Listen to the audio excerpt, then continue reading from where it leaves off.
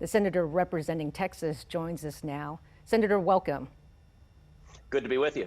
Good to be with you as well. Now, this bill would allow for the unused portions of the CARES Act and the American Rescue Plan Act to be used to physically secure schools. What specifically do you mean by that?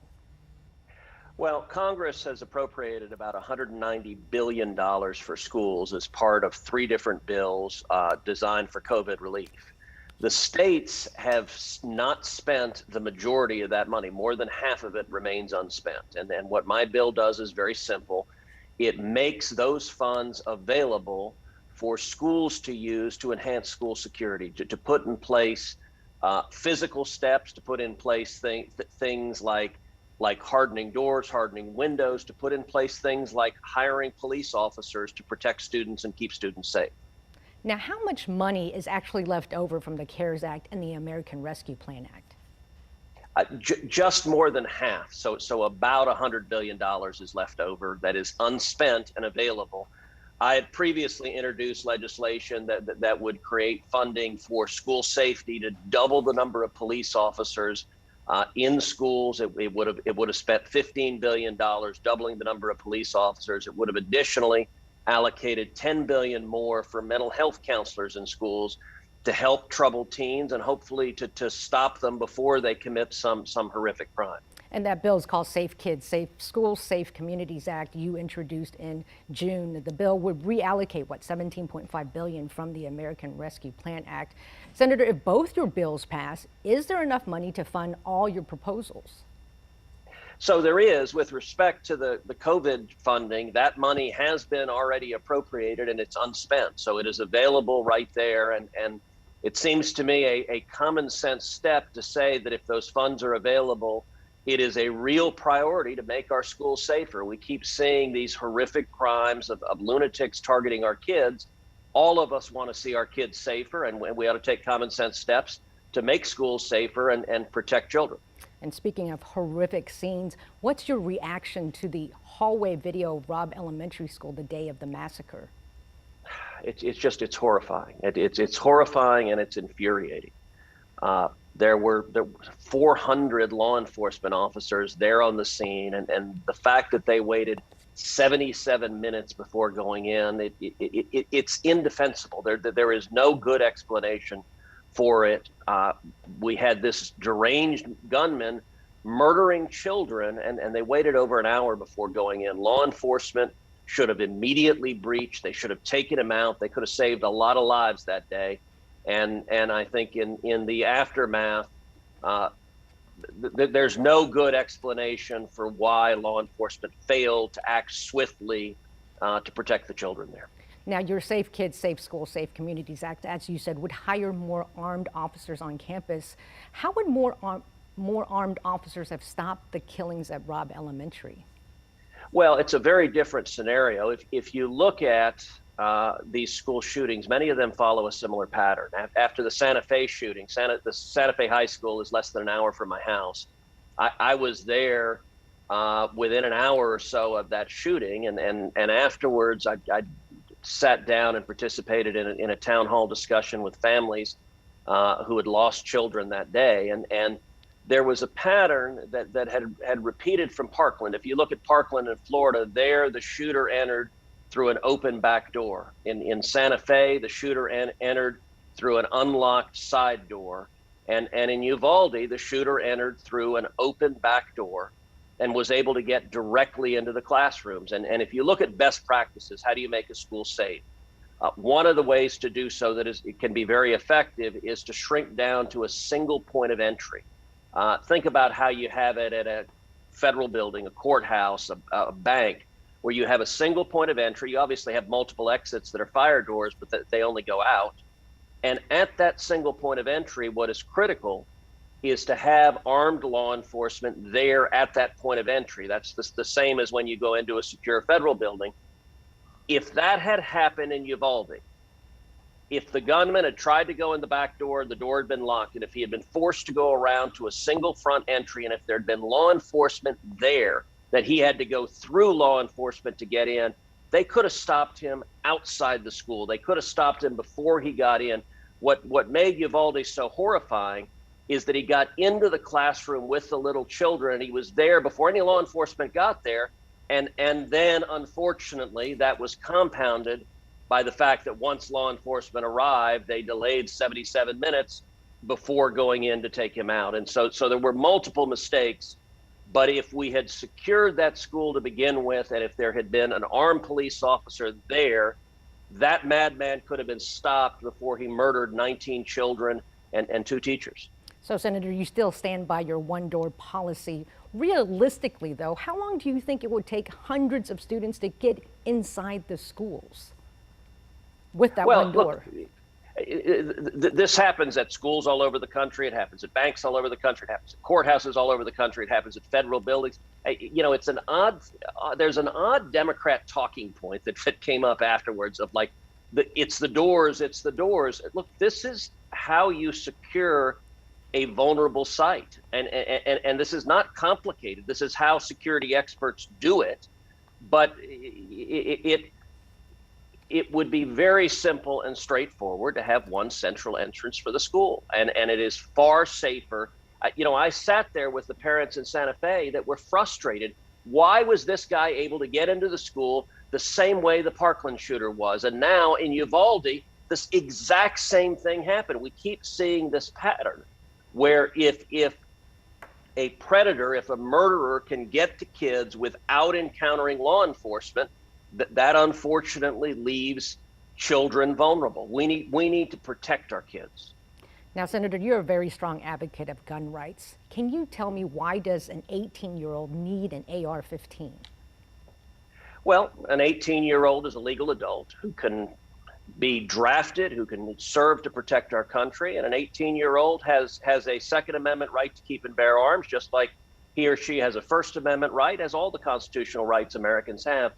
You know, what often happens in the wake of a tragic mass murder like this is almost immediately the issue gets politicized. And there are 2 approaches for how do you stop these kind of crimes. Everyone wants to stop these kind of crimes.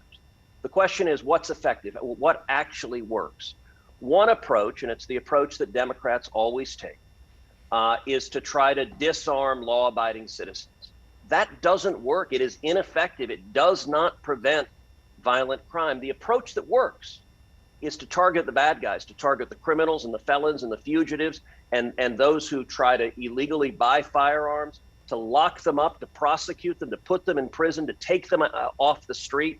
That's what actually works. It also works to enhance security at vulnerable targets like schools and churches. And I've spent a decade introducing legislation to do exactly that.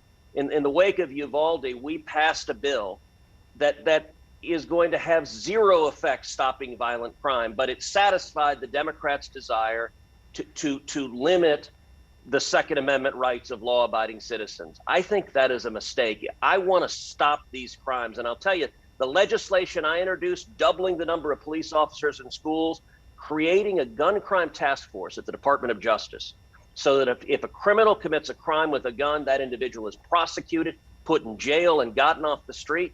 That actually works. That's how you stop violent crime. And unfortunately, in the politicized world of Washington, Democrats have zero interest in actually locking up the bad guys. What they want to do is disarm you. They want to disarm law-abiding citizens, and that is both unconstitutional and very ineffective in stopping violent crime. I think it's safe to say, Senator, that everyone is sick of the politics. We just want something done. As a parent, I'm scared to send my kid to school, to a public school. So why not raise the minimum age to buy a weapon? That likely would have prevented what happened in Uvalde. Wouldn't you agree? No, it wouldn't have prevented it at all. And by the way, we saw another mass murder shortly thereafter in a suburb of Chicago that has among the strictest gun control laws in the country. And it didn't stop it there. What happens when you pass gun control laws is the law-abiding citizens obey. You and I would obey the laws, but the criminals don't obey. And if you look across the country, there's a consistent pattern. The jurisdictions with the strictest gun control laws consistently have among the highest crime rates and murder rates in the country because people are disarmed and vulnerable. I'll give you a statistic, Jenny, from the Obama White House, which I think you will concede is not some right-wing operation. The Obama White House estimated that in the United States each year, Firearms are used defensively to stop a crime between 500,000 and 1 million times each year. That's a lot of lives that are saved. If the Democrats succeed in disarming America, and that's their objective, they want to disarm every law-abiding citizen, that means that's 500,000 to 1 million times firearms don't stop a crime. Those are murders that happen, rapes that happen, assaults that happen.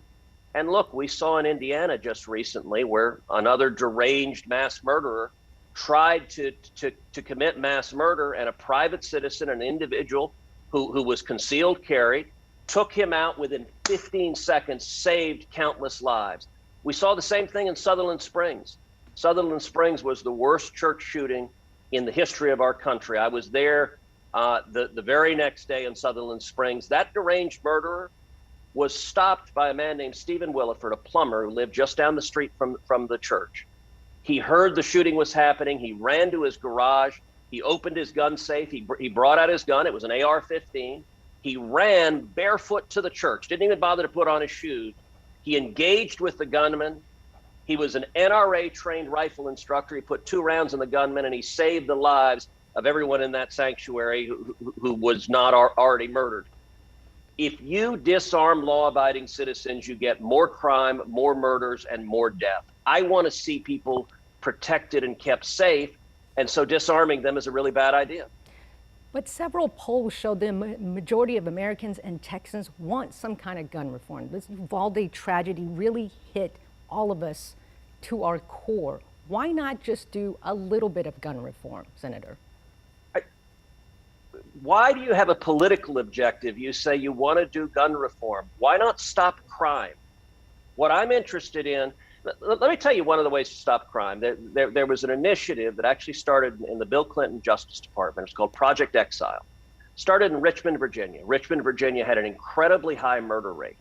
And Project Exile, what they did is they said, if any criminal commits a crime with a firearm, we're going to prosecute him under federal law. There's a mandatory minimum sentence. We're going to lock him up and put him in jail. And they advertised all around Richmond. They put up billboards, said, use a crime and a gun, you're doing hard time. And it is incredible, Jenny, what happened. The murder rate in Richmond, Virginia plummeted. It dropped 40%. They began getting criminals who were still committing crimes, but they'd go do a burglary and they would literally leave their gun at home because they knew if they got caught committing a crime with a firearm, they were going away for a long time. And murders plummeted. That works. The legislation I introduced would take Project Exile and make it national, implement it nationally. I want to stop murderers. I want to stop those who commit violent crimes. And I find it utterly bizarre that Democrats and a whole lot of the media seem to have zero interest in stopping violent crime, seem to have zero interest in that. And instead, the only political priority is they want to disarm law-abiding citizens from protecting their own families. It frankly makes zero sense to me. I'm going to have to disagree with you on that one, but we need to move along and talk about what the U.S. Supreme Court did yesterday. It released its official judgment in Dobbs versus Jackson yesterday, the case that overturned Roe v. Wade. Now, that means our state's trigger law, or ban on nearly all abortions, start at the end of the month, August 25th. What's your message to doctors and patients who prescribe and use abortion medications for non-abortion medical conditions? What are they supposed to do?